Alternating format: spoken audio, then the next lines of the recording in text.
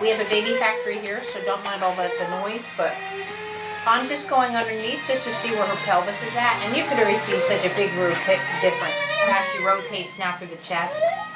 I'm going to come underneath the arm, see immediately she responds. She brings the hand up to midline.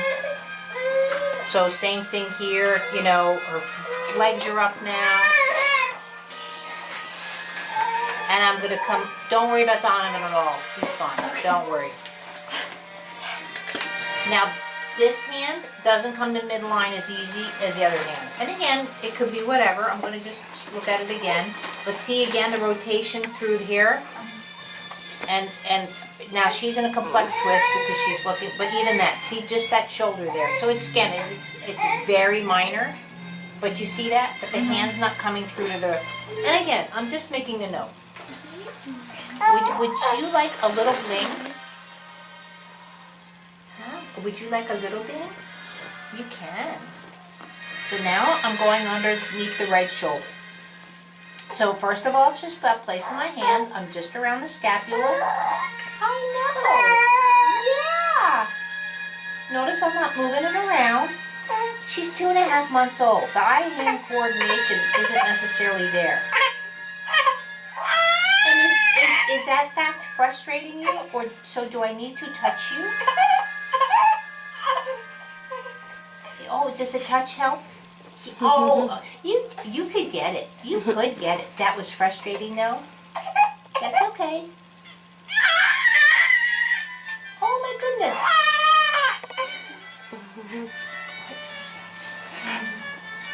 You got it.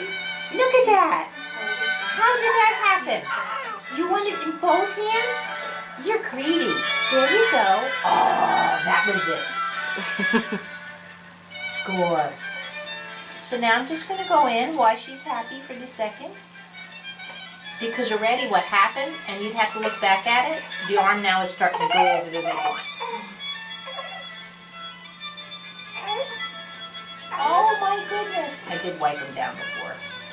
But if you don't want me to, I can switch out toys. No. I always worry that I have these toys and people leave my office and go, oh my gosh, my kid had this in their mouth. But that's how they learn. They learn gravity through the mouth. Is it a solid? The textures, it's so much. Every sensory has 2 parts. 2 eyes, 2 nostrils. It's the mouth with the anus. So gravity in, gravity out. 2 ears, 2 hands.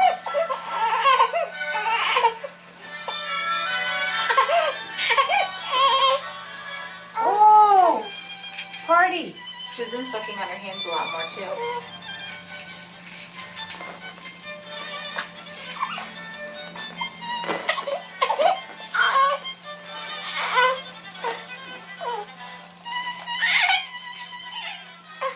Now I'm just rotating her here lightly through her chest.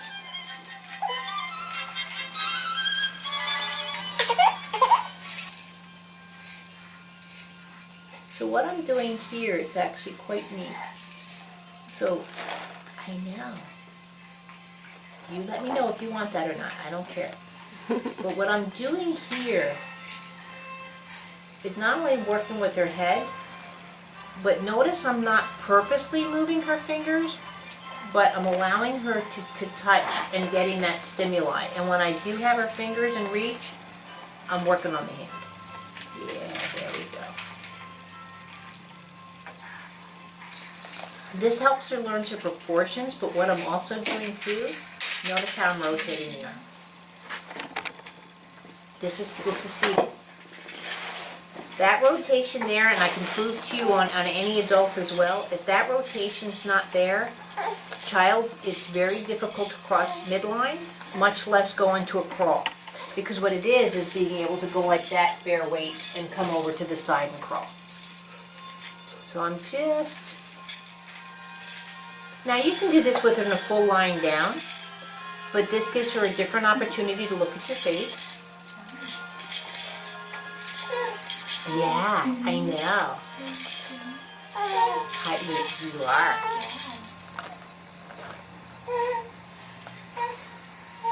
And if she's just grabbing her hand back at the time, you don't worry about it. I'm going down the arm now. It's just a gentle rotation. But that's feeding. Right? The hand is better than the sucker. Yeah. She loves that hand. So now I'm going to try and switch sides if she'll let me. She's so much calmer. Do you see? I know. And too, at this stage, you still might see a little bit of that lazy eye going in and out, especially when they're tired. But again, can they come in and out of it? Does it last long or whatever? Because I'm close. Yeah. Now with this one, you can feel how she tucks under the shoulder just a little bit differently when she goes to rotate. I can get to her about here. Now it could be again because she's holding the beads. It could be that she doesn't know how to do it. It's just, but I'm not forcing. I'm not stretching. I'm just playing with that. But see, to come to her face is different than this hand. I know.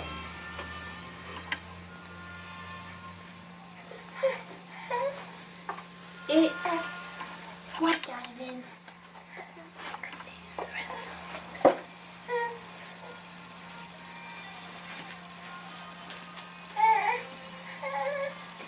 Yeah, I know, it's more so under that shoulder. It is. We were playing at getting her hands up when she had holding both of my hands, and the left arm will go up. Right. The right arm likes to stop about here. Right, and it's doing this and laying down. So feel the difference here? See how I can just rotate that elbow? Versus here, rotating the elbow. She actually wants to tuck it underneath her shoulder just a tad. That thing's more fun out than in, huh? Yeah? Huh? I know, yeah. You can lick it like a lollipop. She giggled for the first time this weekend too. You got baby laughs now? Do you know how to baby laugh? I think that's wonderful. I know, I think that's wonderful. Yeah, you think? I'm gonna put that over here for just a second, but if you need it back, you just let me know. Ah, yeah. There we go. So even in this position, what we were just doing, all I'm doing is just softly, I'm on the left side of the chest. I am. Good morning, Blue Eyes. And I'm also under the right shoulder blade. So in between the shoulder blade and the vertebrae of the spine. And I'm just helping him rotate. That's all I'm doing. Yeah. You can play, and I rotate.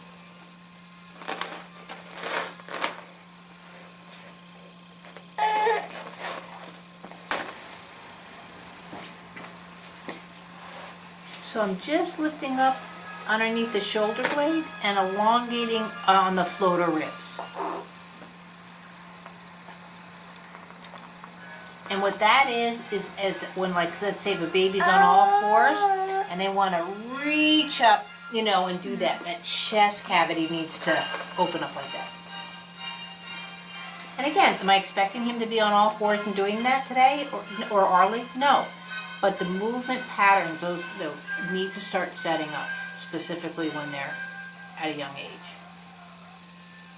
And that's where for some kids they fuss even just being passed from one person to the other because again their rib cages aren't opening up.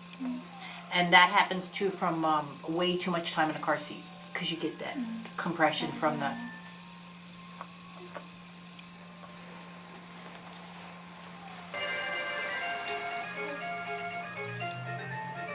Now, not all babies will let you do this, but I'm in right underneath the mastoid processes and just underneath the temple. You really have to be careful of where you're holding on the temple because of the soft spot, you know, and if you're not sure, just press your own head. Forehead has a hard bone, but into the temple, it's just a soft spot. Yeah.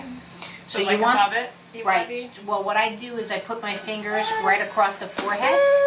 But I have my finger down across the temple, but I'm not touching and pressing into the temple.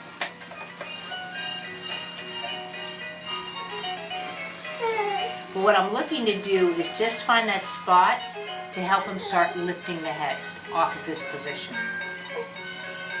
Because what happens is as the skull starts to grow, it gets heavier on top.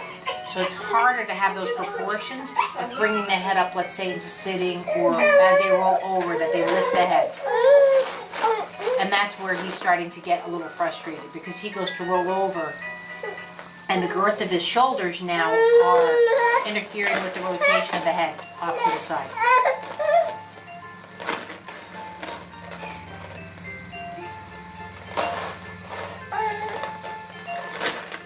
And really, I'm just going for a ride. Are you losing me? No, 'Cause I got you. Okay. But see, now he's comfortable with his head about a half an inch or so off the ground. So what I'm doing here, even though she's looking at mom, is I'm pulling her chest to me, and the head's going out. So it's sort of like a snake move.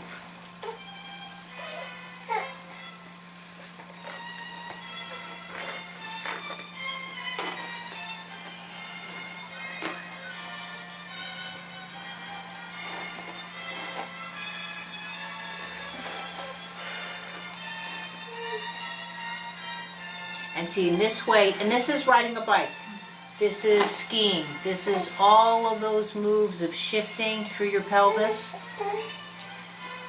riding a horse. See, what I'm doing with her now, see, when I go to tip someone over, let's say, and I could do this to any one of you, most people will tip over from the head. They don't self-correct. Well, this is this autocorrect in standing, this shifting the head. Someone that walks well, the head stays very nice in center. Anyone that's like swaying like this walking really is not of sound mind, and you don't want your daughters dating. Now what I'm doing as I'm doing this is a bit of a rotation where I'm turning the head. So before it was kind of like that skiing, and now I'm kind of where she would be, if she was up to it, like she'd look at me. So now I can come in, same thing, her head's just fine. Let's see if she'll let me. And now I'm going to do the same with her bum. But notice I'm rotating her head to me, and her bum's going that way. Again, it's real slight. You got feet down there, you do.